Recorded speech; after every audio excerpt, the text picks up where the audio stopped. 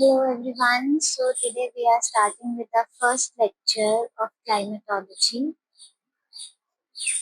which is also known as climate architecture.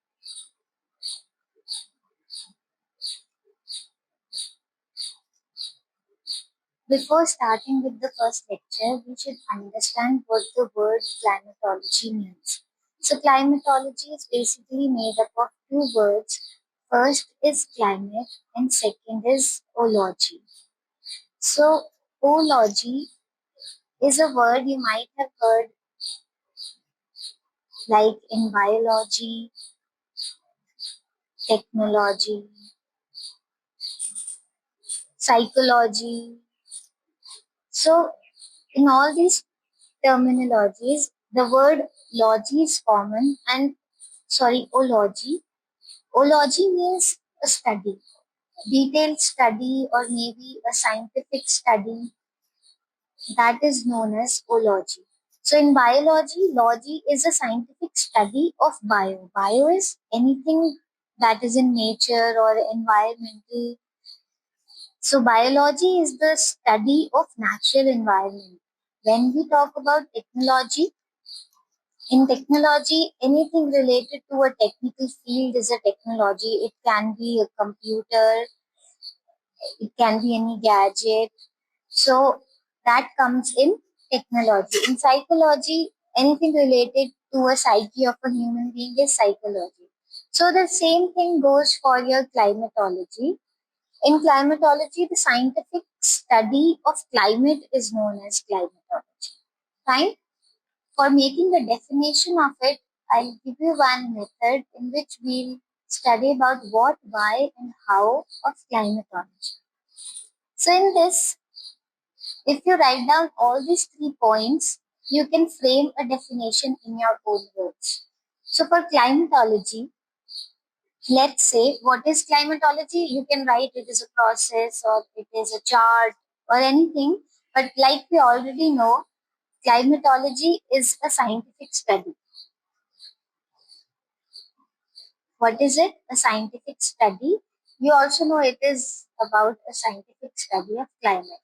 Now, why do we study climatology? To understand the climatic impact on the buildings.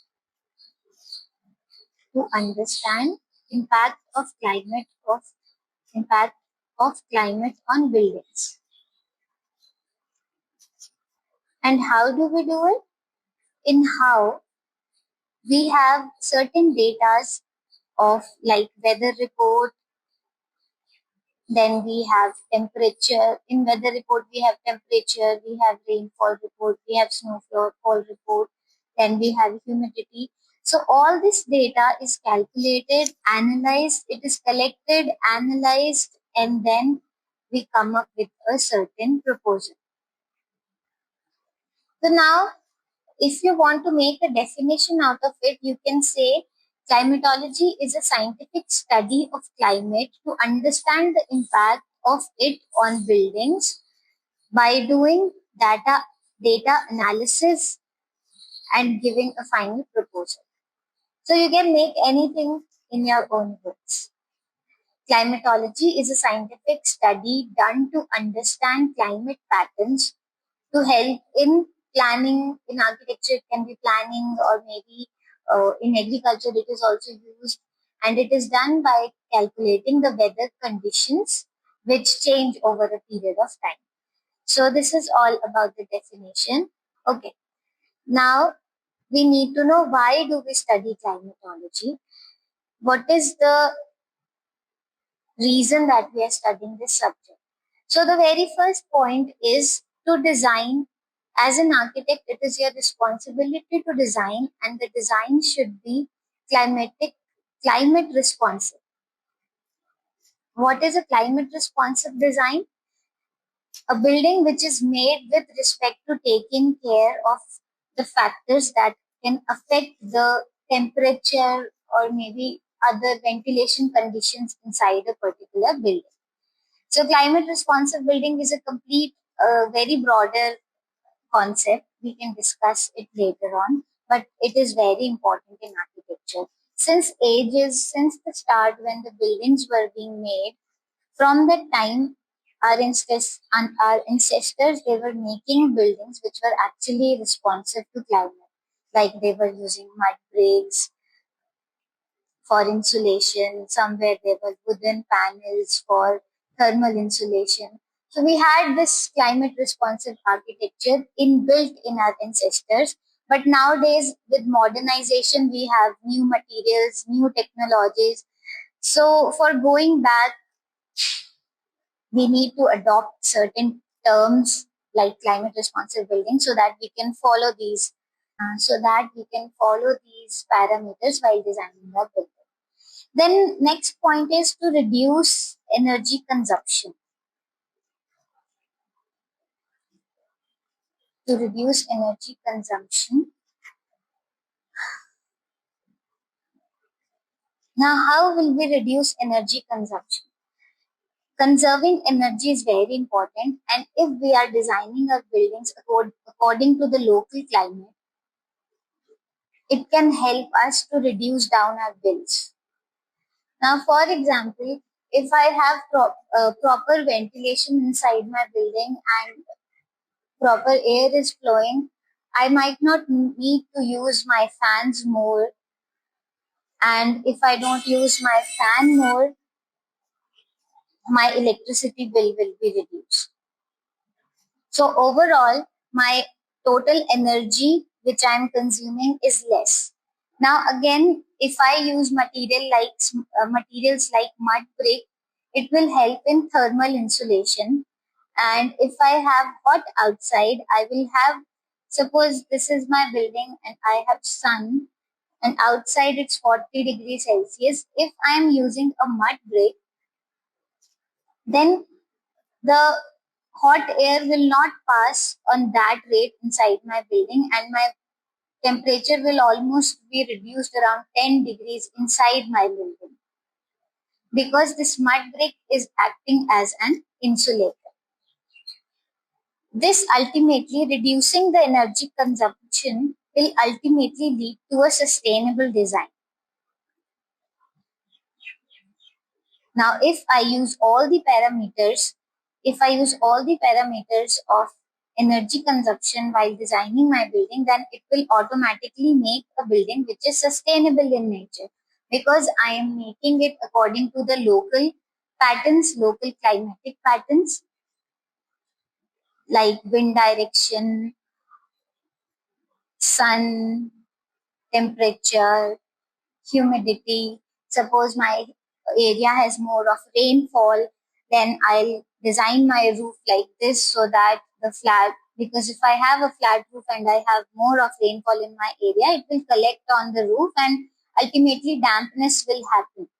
But if I already know my area well, I'll try to make roof something like this so that the whole water can go through this slope and it can go out. It will not get stored, which will reduce your dampness, which will not let dampness happen in your building.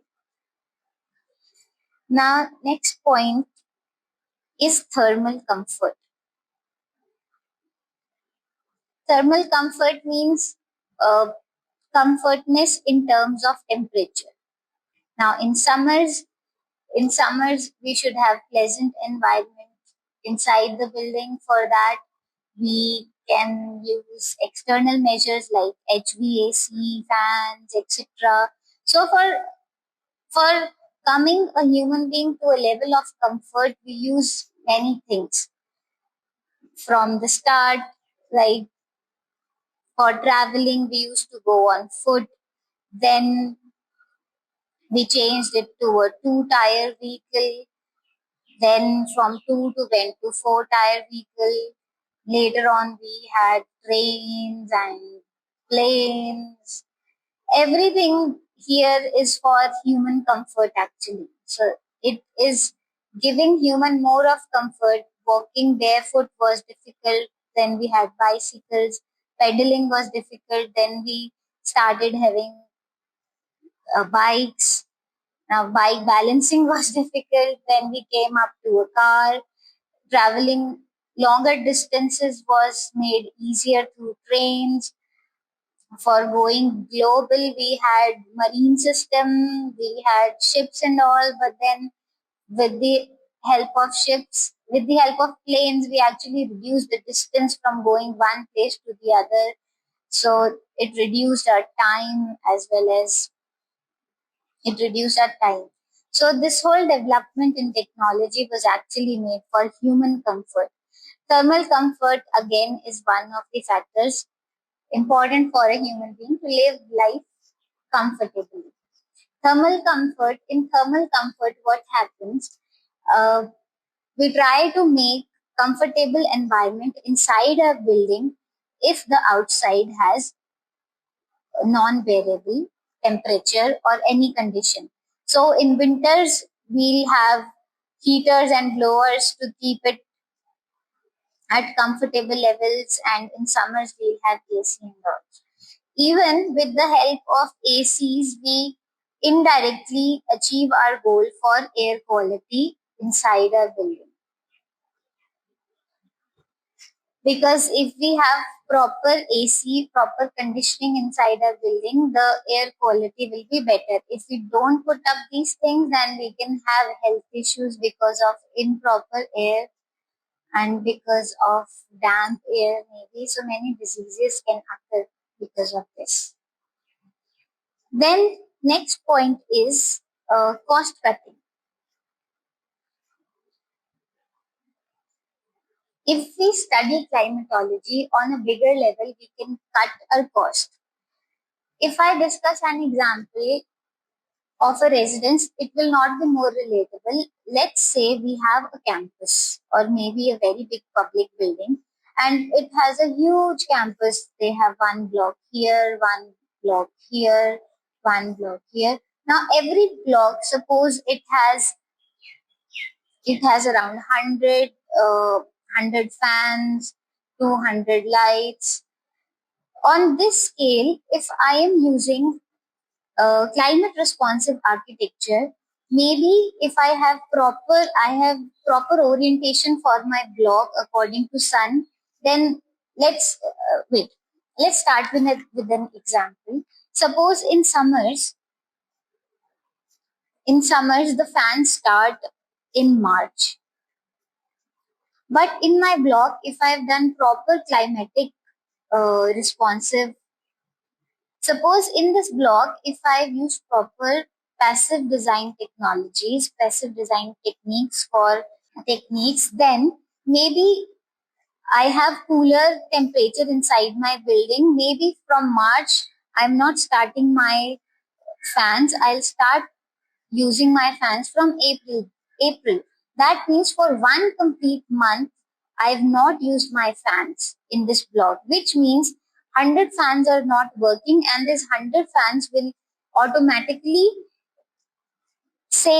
give me savings in terms of electrical bill, because for one complete month I've not used fans and I've saved on electricity. On the other hand, these blocks, if they are not planned according to climate, they will start using the fan by the month of March. So that means by using techniques in the C block, by using climatic techniques in this block, to certain extent, I have cut my cost overall. So these were all the important points that we need to keep in mind for designing a building in terms of in terms of climate responsive buildings. So we learned about the definition, why is it important, and all the passive techniques.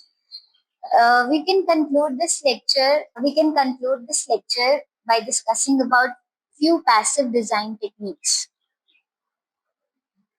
Passive design techniques are those techniques that we can take beforehand while designing our building. So it includes cross ventilation. If we have proper cross ventilation in our room, we might reduce the usage of fans and other external elements so as to bring air inside the room. Then it can be stack ventilation. Stack ventilation is how your lighter air goes up from your roof or maybe from your chimney. So if we have passive design technique used like this, maybe the usage of chimneys will be less or maybe electrical chimneys will be less. Then is solar heat gain control. What do you suppose I have sun coming from this direction and my building blocks look and my building block looks like this. So if I put my building block like this surface will get more of heat inside the building, right?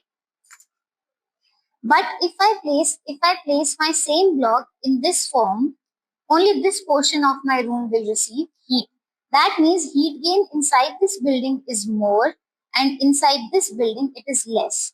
So if I want less of heat in my building, I will use this technique, otherwise this. That means solar heat gain control can be done by using passive techniques while designing your building. And last is thermal mass wall. We can construct a wall. Suppose your site does not have uh, your site does not have the opportunity to place your building like this. In that case, you can only make your building like this, and this whole wall will get heat. But if you don't have any option, you can always use cavity wall or double wall, which will insulate this area, and if suppose it will reduce the insertion of heat by 20 to 30%. If you have proper insulation, good material, more reduction can be done from 30 to 50%. That means we can work on the mass of our wall also so as to reduce the climatic impact on it. So that is it for today. Thank you.